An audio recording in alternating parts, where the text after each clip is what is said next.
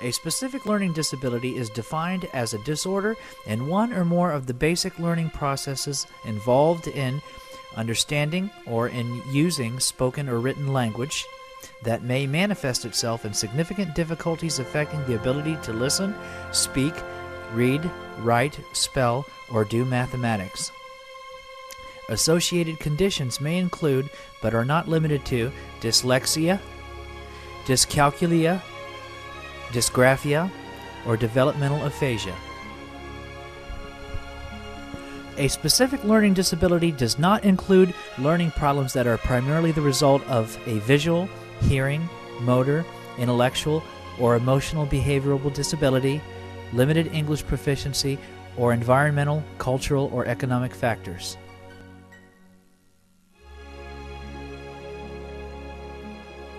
Each of the following criteria must be met in order for the child to be determined to have SLD.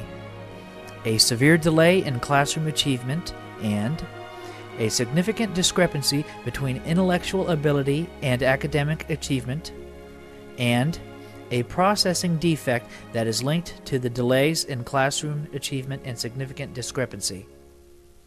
A checklist for identifying students with SLD is as follows: does not seem to listen to what is being said, interrupts inappropriately, has difficulty remaining seated, fidgets, and feels restless, has delayed verbal responses, has time management difficulties, has difficulty answering questions regarding personal history, uses eye contact ineffectively, exhibits signs of poor self-confidence, has difficulty explaining things coherently.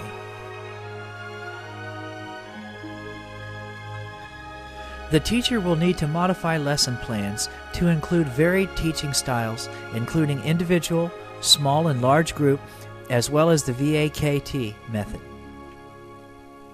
These modifications to help students with SDL will benefit the entire class because most of these accommodations are merely good teaching techniques that clearly define concepts.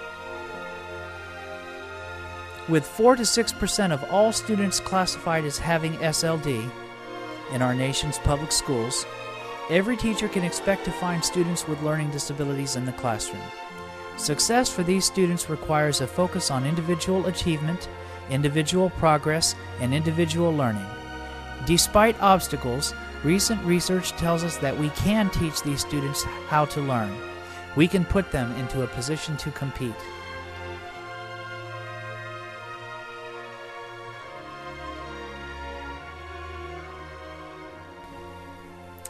Ask questions one at a time. Don't make students read aloud to the class unless they volunteer and/or have had time to prepare and practice the text. Allow use of electronic aids as appropriate. Students may not be able to listen and take notes at the same time. Give them written summaries about the lesson or use a buddy system to take notes. Start the lesson with a preview of what you intend to cover.